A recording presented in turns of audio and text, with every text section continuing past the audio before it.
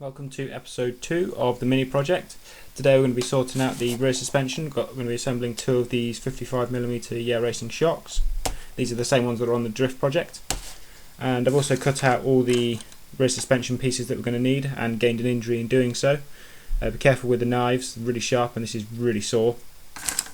So there we go. So that's all the rear suspension pieces we're going to need and some screws. But you may remember in episode 1 I actually had a bit of a problem with the 3 Racing Linkage Kit. So this is one side of the front suspension. Looks really nice, moves really smooth as well. But on the other side I actually stripped one of the ball joints in there. So I very much doubt I'm going to be able to drill that out. So I've ordered a new chassis piece which goes along here and actually ends just there. Is it just there? Yeah, just there. So that whole chassis piece will come out, I'll put a new one in, put a new ball joint in and be ready to go. But today we're going to be tackling the rear suspension, because that's not involved in any of the front, and I can assemble that and get that all ready. So that's what we're going to be doing today. So the first step to mounting the rear suspension is this. This is where the shocks mount to, and this actually adjusts the wheelbase of the car, of the M05. So I'm obviously using the small wheelbase one here. So you can see the instructions just there.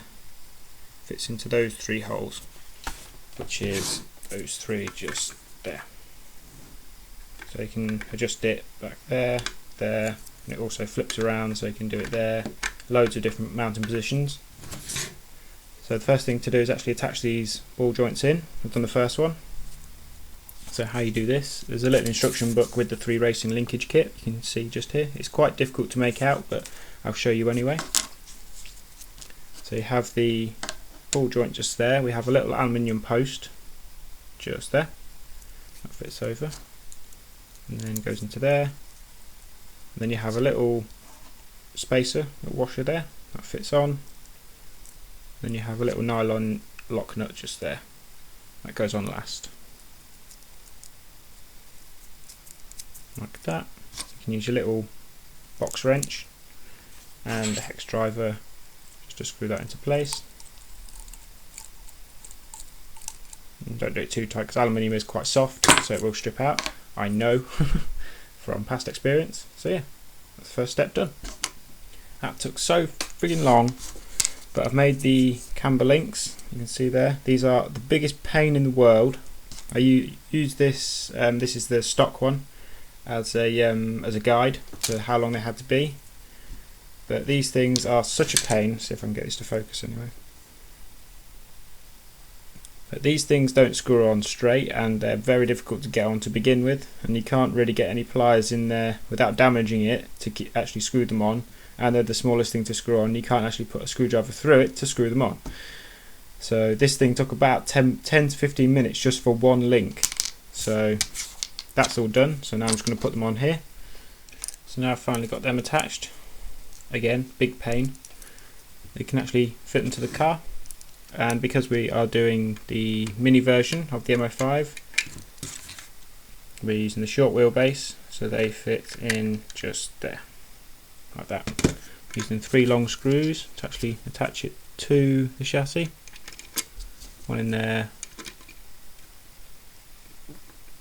one in there. It's quite difficult to work with a big plaster on your finger, but they fit in there. So I'll screw them down and we'll move on. This is the bottom plate, and this is actually switchable as well, so you can fit it either like that or like that for different wheelbases again. So I'll be fitting it like that because we're doing the short wheelbase, and this is held in by 4 screws, one in each corner.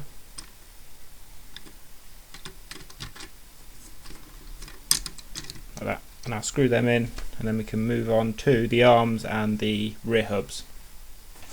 This is the left lower arm and hub all put together. It's a little complex but not too bad. So these are the 2 parts here. You can see the direction of these is quite important, because if you fit it the wrong way, got a really wide point and they don't line up. So flip that around and that goes like that. Then you've got 2 screws which go into the 2 holes on one side. These parts are quite flexible. There's 2 different types of parts tree, There's one that's quite stiff, a very sort of solid stiff plastic, and the other one's quite a flexible soft plastic. So you're going to want to screw these in quite loosely for now, because the plastic does heat up quite a lot when it's being screwed into, so just a very, very loose thread on them, and then this actually mounts onto there using one of these screw pins. This is the shorter one. So that goes into the first hole, goes through to the hub, and that just screws into place. Like that. So it's a tiny little bit of movement in there, but hardly any, so it's really good. So now we've just got to fit them to the chassis. So I've got one side done, you can see there. Moves really nice and free. So now time to do the other side. Now with these ball joints here, I've obviously had issues in the previous episode, so I used one of the brass ones that comes in the kit. I screwed one of them in first, pre-threaded it with that thread because these are a lot stronger, and then used the blue one. So that's all nice in there. First thing to go on is the screw pin. So the screw pin goes, oh, it's poking out a little bit, through all of them. Just simply screws into the side there, like that. And then this, all this does, just turn that around, get some pliers, there you go, like that, sorted. So there you go, it's both rears done. There's very little movement in there, very little slop and very little play. So yeah, happy with that. So now time to move on to the shock tower and the shocks. So that's the rear shock tower there, and the orientation goes like that, fits on just like that. It can obviously be switched around again for the different wheelbases, so it can fit like that, but for this arrangement it fits like that. And then it's just held in with 3 screws. One goes up there, one in the middle, and one on the other side. And that just screws onto there. So I'll do that now. So these are the original shocks that the M05 is supplied with. I've quickly just made one up to show you. And these are pretty rubbish. They're friction shocks. And there's no oil involved in them. It's just the spring and a little bit of friction. And there's no dampening at all. It's on the floor now, don't need it. So these are the Yeah Racing 55mm dampers shocks that I've got. These are really nice, just built them up. I'll do a separate video on building shocks later on. But yeah, this is the M05 shock. And to fit, I've already fit the other side, so you can see there. Looks really nice. So I'll bring this a bit closer.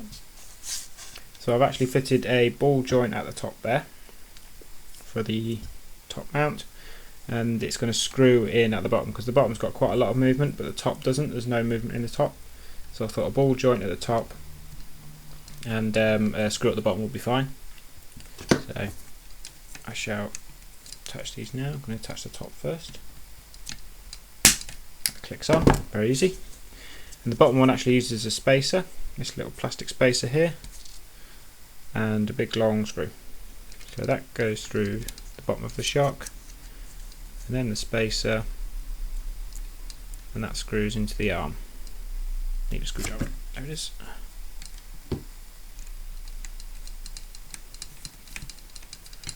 So make sure it screws in straight.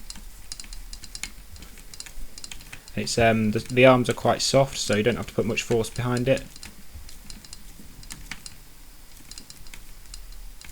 So go until the spacer is all done. There you go, sorted.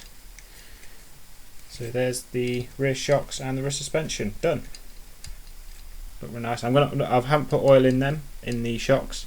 I'm going to wait until all the weight is in the car, and then I'll be able to gauge what kind of oil I need and all that sort of stuff. So I'll do that later on. But yeah, that's the rear shocks on. They look really nice. The orange contrasts quite well with the blue. So yeah, happy with that.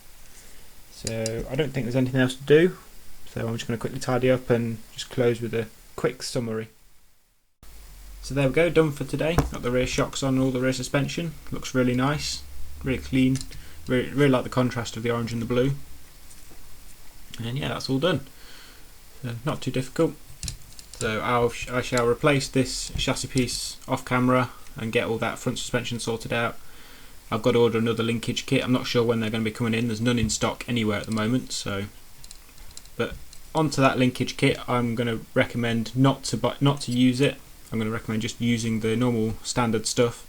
It's a lot more hassle than it's worth. You know, it looks nice, but it's just such a pain to put together. So I'm going to finish it for this build, and then I'm not going to use it again on any other build. I'm just going to use the standard stuff that comes with the kit. Yeah, I'm going to recommend not to buy it.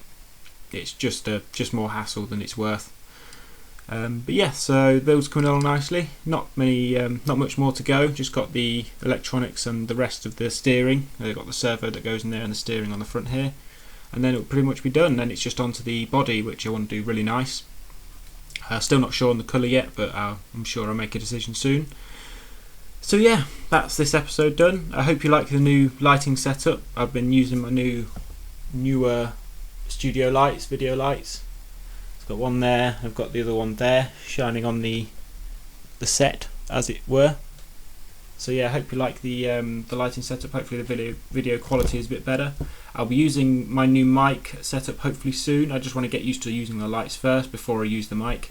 It's going to be quite a lot to deal with whilst also building an RC and making videos. So yes, hope you like this video. Hope you like the new lighting setup, and yeah, I'll see you next time on RC Projects.